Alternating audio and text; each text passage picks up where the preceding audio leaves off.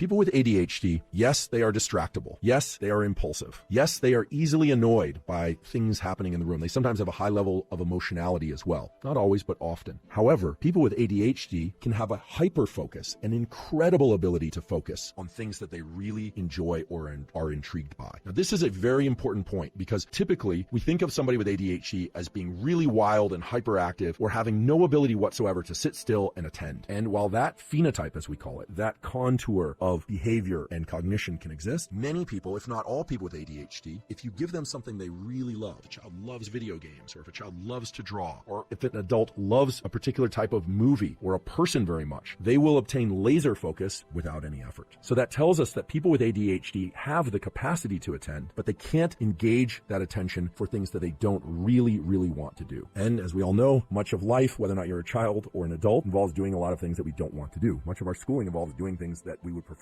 not to do and sort of forcing ourselves to do it, to attend even though we are not super interested in what we are attending to. Now, you might think that people with ADHD would have really poor memories, but in fact, that's not the case. People with ADHD often can have a terrific memory for past events. They can remember upcoming events quite well. Their memory is clearly working. However, one aspect of memory in particular that we call working memory is often disrupted. Working memory is the ability to keep specific information online, to recycle it in your brain over and over again so that you can use it in the immediate or short term. A good example of this would be you meet somebody, they tell you their name, they give you their phone number verbally, and you have to walk back to your phone and enter it into your phone. People without ADHD might have to put some effort into it. It might feel like a bit of a struggle, but typically they would be able to recite that phone number in their mind over and over and then put it into their phone. People with ADHD tend to lose the ability or lack the ability to remember things that they just need to keep online for anywhere from 10 seconds to a minute or two. Okay, so a string of numbers like 643-781 for most people would be pretty easy. 643-781, 643-781. You could probably remember that a minute from now without writing it down. But if you add one more number to that 643-7813, it gets tougher. Okay, so there's a reason why phone numbers typically have 7 digits in them. Of course, there's an area code, but remembering information that strings out longer than 7 numbers or a sentence or two, that's challenging for most people. People with ADHD have severe challenges even with much smaller batches of information over even much smaller batches of time. And as a final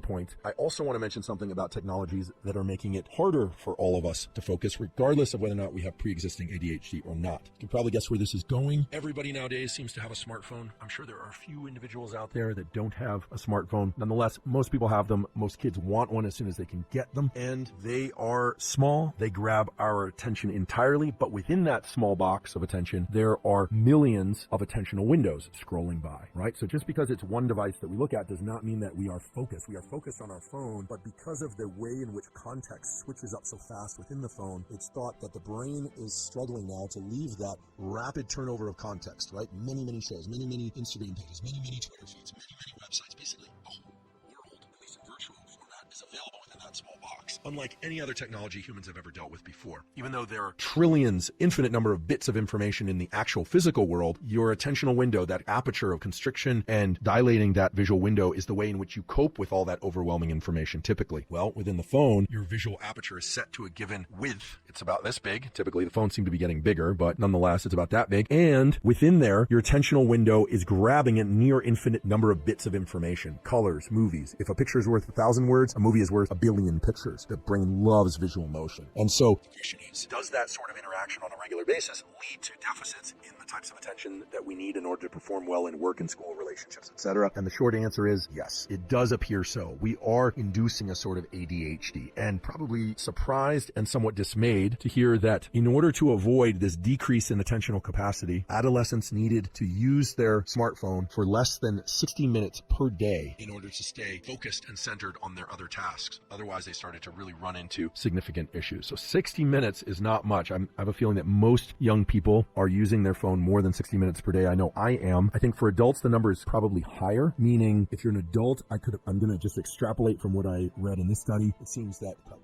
2 hours a day on the phone would be the upper limit beyond which you would probably experience pretty severe attentional deficits. The brain does not do well with constant context switching, meaning it can do it, but it diminishes our capacity to do meaningful work of any other kind. I think we're all striving to do that. I'm not here to tell you what to do, but I think whether or not you have ADHD or not, if you're an adolescent, limiting your smartphone use to 60 minutes per day or less, and if you're an adult, to 2 hours per day or less, is going to be among the very best ways to maintain your ability to focus at whatever level you can now And as I always say, most of the things that we get recognized for in life, success in life, in every endeavor, whether or not it's school, relationships, sport, creative works of any kind, are always proportional to the amount of focus that we can bring that activity. It is important to rest, of course, to get proper sleep, but I stand behind that statement. And I leave you with that study about attention and cell phones and how cell phones are indeed eroding our attentional capacities.